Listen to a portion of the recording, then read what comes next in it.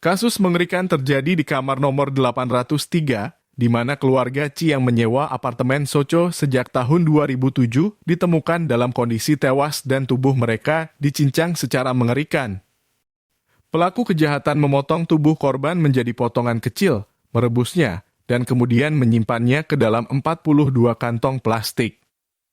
Setelah polisi masuk ke apartemen nomor 803, mereka menemukan bahwa putri keluarga Chi yang berusia 18 tahun bernama Chi Pingping terlihat sedang duduk tenang sambil bermain HP di dalam kamar dengan selimut berlumuran darah.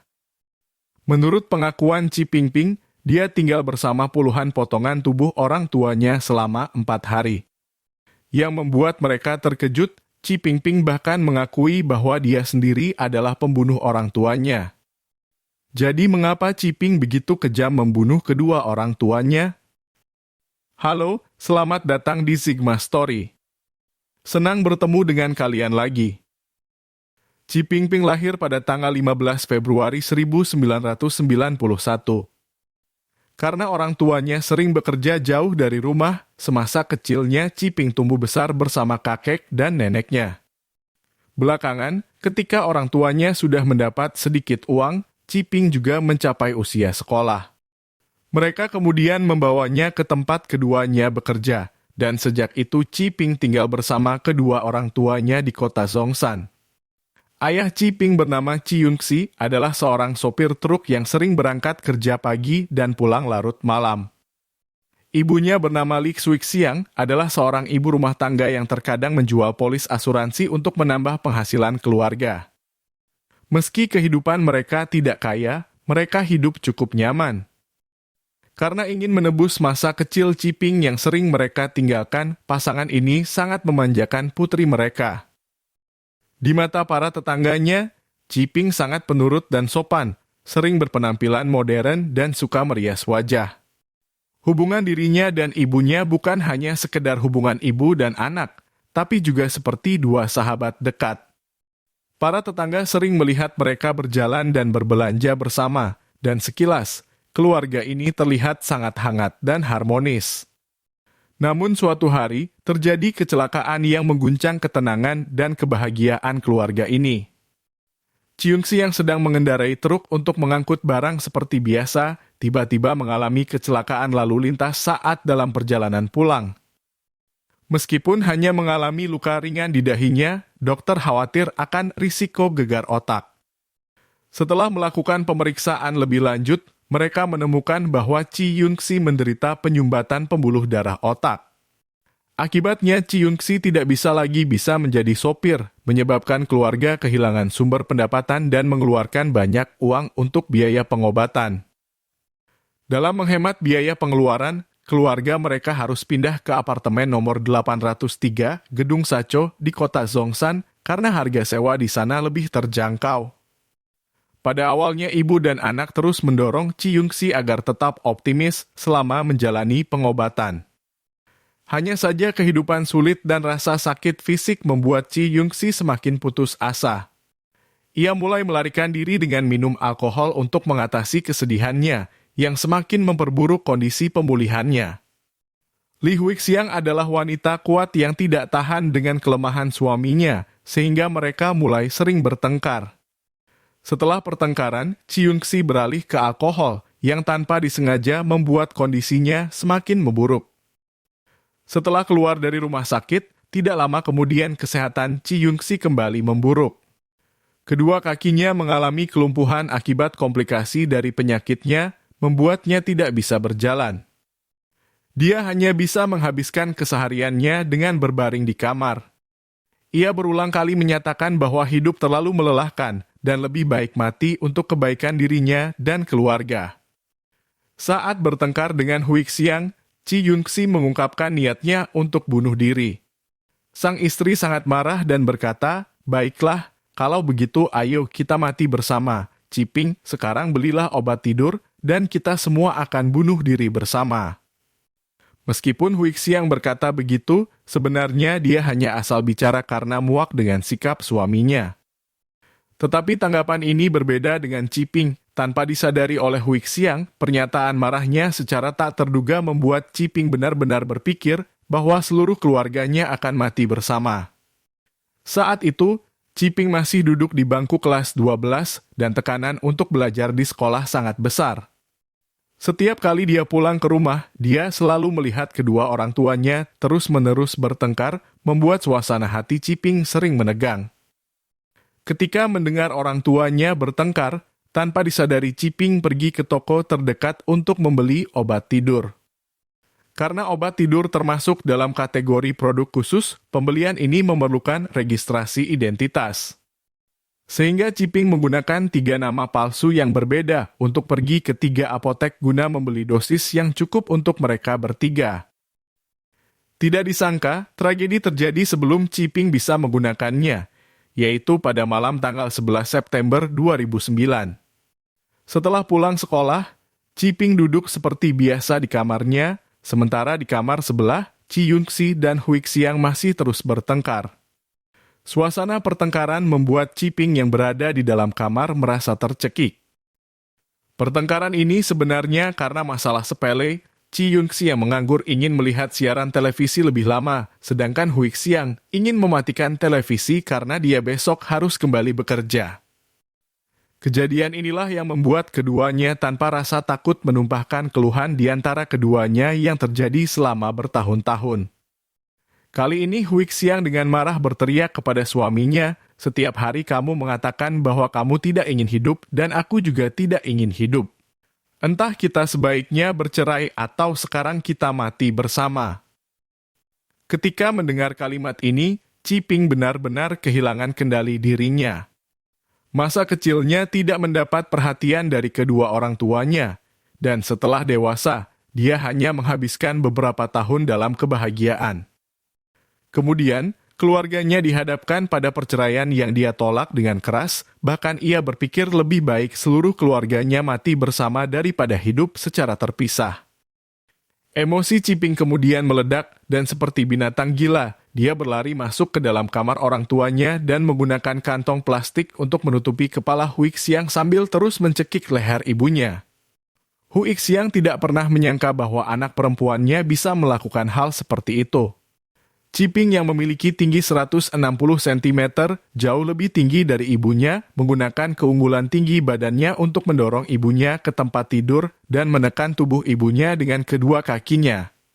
Ketika dia mencoba melawan, sudah terlambat baginya karena kantong plastik menutupi kepalanya, membuatnya sesak napas dengan cepat, dan akhirnya ia dibunuh oleh putrinya sendiri. Pada saat itu, Ci Yungsi hanya bisa menyaksikan anaknya meremas leher istrinya. Dia berulang kali berteriak agar Ciping berhenti, tetapi seolah-olah anaknya telah menjadi tuli. Setelah Ciping merasa yakin bahwa ibunya telah meninggal, ia segera berbalik dan berjalan di mana ayahnya sedang terbaring lumpuh di kamar. Ci Yungsi memandang istrinya yang terjatuh tak bergerak di lantai. Dia menutup matanya dan dengan putus asa mencoba meyakinkan putrinya untuk berhenti. Dalam sekejap, Ciping berucap, "Jika ibu sudah mati, mengapa ayah tidak menemaninya?" Ciping menggunakan kantong plastik yang sama untuk menutup kepala ayahnya, menjeratnya hingga dia mati lemas. Beberapa hari kemudian, pada tanggal 13 September 2009, Tuan Zuang, selaku pemilik apartemen, terus menerima telepon dari penghuni lantai 8 yang mengeluh tentang bau busuk yang tidak menyenangkan di koridor. Pada tanggal 15 September, Tuan Zuang datang ke gedung dan merasakan bau busuk di koridor lantai 8. Dia mulai memeriksa setiap ruangan dan dengan cepat menemukan ruang 803. Meskipun dia mengetuk dan berteriak sekuat apapun, tidak ada yang membuka pintu. Namun dia mendengar suara berisik di dalam rumah, jadi dia mengangkat kakinya dan melihat melalui jendela kamar untuk mencari tahu apa yang sedang terjadi di dalam. Karena koridor saat itu terlalu gelap, ia tidak bisa melihat dengan jelas apa yang terjadi di dalam. Tapi Tuan Zuang melihat beberapa jejak merah di lantai. Dia curiga bahwa sesuatu yang buruk telah terjadi di ruangan itu. Jadi dia mengambil kunci untuk membuka pintu dan tanpa diduga ketika pintu terbuka, aroma busuk langsung menusuk hidungnya, sepertinya kamar 803 adalah sumber aroma ini. Tuan Zuang kemudian menutup hidungnya dan terus melangkah ke dalam ruangan untuk memeriksa, dan ia segera menemukan banyak jejak darah di lantai. Ketika dia melihat lebih jauh ke dalam ruangan, dia melihat seorang gadis dengan rambut kusut hanya mengenakan celana dalam dan di sebelahnya terdapat selimut yang penuh darah. Gadis itu terlihat tenang sambil duduk bermain HP. Tuan Zhuang yang melihat pemandangan mengerikan ini segera mengambil telepon untuk menghubungi polisi. Mereka segera tiba di tempat kejadian dan memeriksa seluruh ruangan yang penuh dengan darah. Selain Ciping yang masih berada di kamar, polisi menemukan 42 kantong berisi bagian tubuh manusia yang tertata rapi menumpuk di dalam ruangan. Ketika polisi menanyakan perihal ini, Ciping menjawab bahwa potongan mayat tersebut adalah milik orang tuanya dan mengakui bahwa ia sendiri yang telah membunuh mereka. Mereka tidak ingin hidup lebih lama lagi, jadi saya memutuskan untuk membantu keinginan mereka lebih cepat, kata Ciping kepada polisi dengan tenang.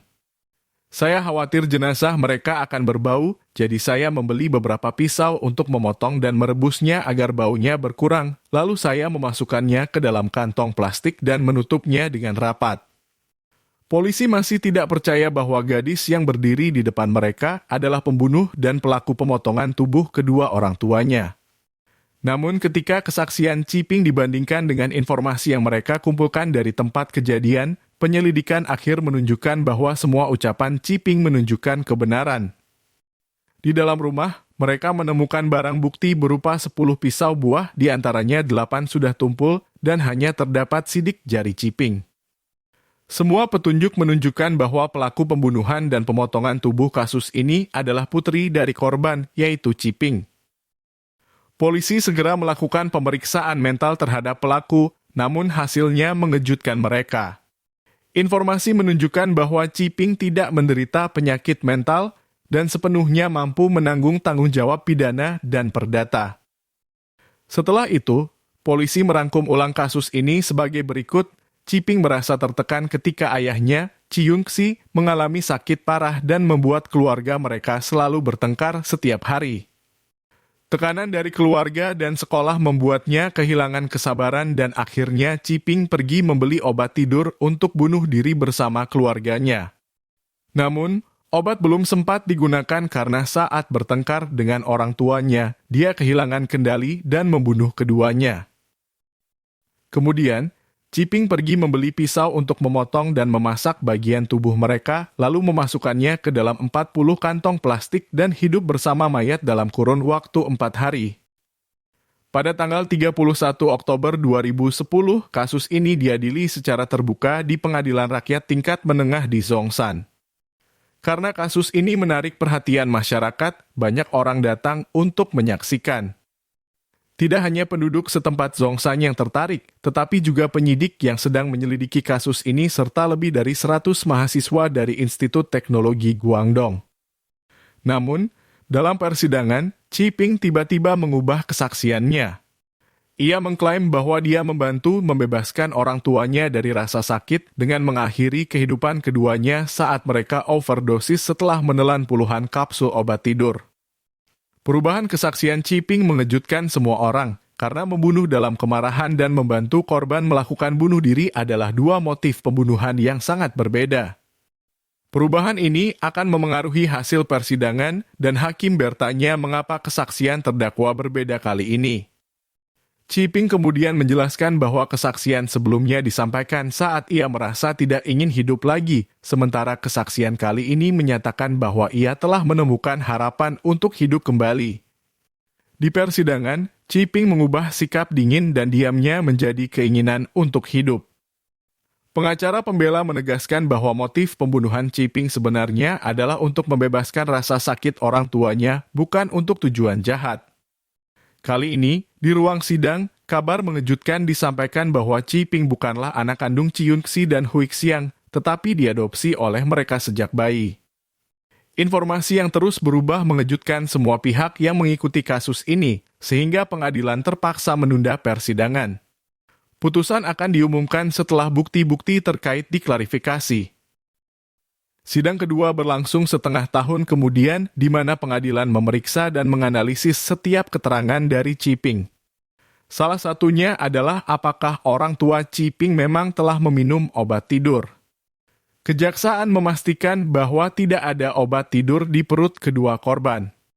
Oleh karena itu, kesaksian Ciping bahwa dia membunuh orang tuanya saat mereka meminum obat tidur ditolak. Pertanyaan selanjutnya adalah mengapa para tetangga tidak mendengar teriakan ayah Ciping yang meminta bantuan. Berdasarkan bukti yang diajukan oleh kedua belah pihak, pengadilan menyimpulkan kemungkinan pertama. Tubuh lemah dari Ciyungsi pada saat itu membuatnya tidak memiliki kekuatan untuk melawan. Kemungkinan kedua, dia benar-benar putus asa untuk melanjutkan hidup dan ingin anak perempuannya segera membunuhnya. Sebelum persidangan dimulai, mereka menerima 5 surat dari bibi dan kakak tertua Ciyungsi memohon pengampunan atas tindakan Ciping. Kakek Ciping meninggal 5 tahun yang lalu, diikuti oleh orang tuanya, sehingga keluarga mereka telah kehilangan 4 anggota dalam beberapa tahun terakhir. Mereka berharap tidak ada lagi yang akan meninggal dan berharap Ciping masih bisa bertahan hidup. Pada tanggal 27 Desember 2010, Pengadilan Rakyat di kota Zhongshan, Provinsi Guangdong, mengadakan kembali persidangan Ciping Ping. Setelah merangkum semua bukti dari kedua belah pihak, pengadilan akhirnya menjatuhkan hukuman penjara seumur hidup kepada Ciping Ping. Pengadilan menyatakan bahwa meskipun tindakan Ciping Ping memiliki konsekuensi serius dan metodenya sangat brutal, namun tragedi ini terjadi karena dampak lingkungan buruk dari keluarga Ciping Ping. Setelah mengetahui bahwa dia tidak akan dihukum mati, Ciping meminta selembar kertas dari hakim dan menulis, "Saya ingin mengucapkan terima kasih kepada masyarakat dan hakim atas pengampunan mereka. Saya tahu saya salah, terima kasih atas kesempatan yang diberikan. Saya akan menghargainya dan berusaha berubah. Saya akan menjadi orang baru di masa mendatang, terima kasih banyak." Kasus pembunuhan Ciping kini telah selesai, namun masih banyak keraguan di kalangan publik mengenai hukuman yang harus dia terima. Membunuh orang tua, baik orang tua kandung maupun orang tua angkat, tidak dapat diterima oleh siapapun. Jika seseorang berpikir untuk membebaskan orang tuanya dengan cara kejam seperti memotong tubuh dan merendamnya dalam air mendidih, itu adalah tindakan yang sangat biadab. Tetapi, ada juga yang membela Ciping Ping dengan menyatakan bahwa jika dia benar-benar berniat buruk, mengapa dia tidak melarikan diri setelah melakukan kejahatan biadab seperti itu? Kasus Ciping sangat berbeda dengan kasus pembunuhan lainnya. Sebagian besar pelaku pembunuhan harus menanggung hukuman dan pelecehan dari keluarga mereka sejak kecil yang menyebabkan mereka menyimpan kebencian mendalam terhadap orang tuanya. Tetapi keluarga Ci terlihat bahagia dan Ciping juga merasakan kasih sayang penuh dari keluarganya sejak kecil. Meskipun putusan telah diberikan dan kasus ini perlahan-lahan menjadi terlupakan. Begitulah cerita hari ini, terima kasih telah menonton,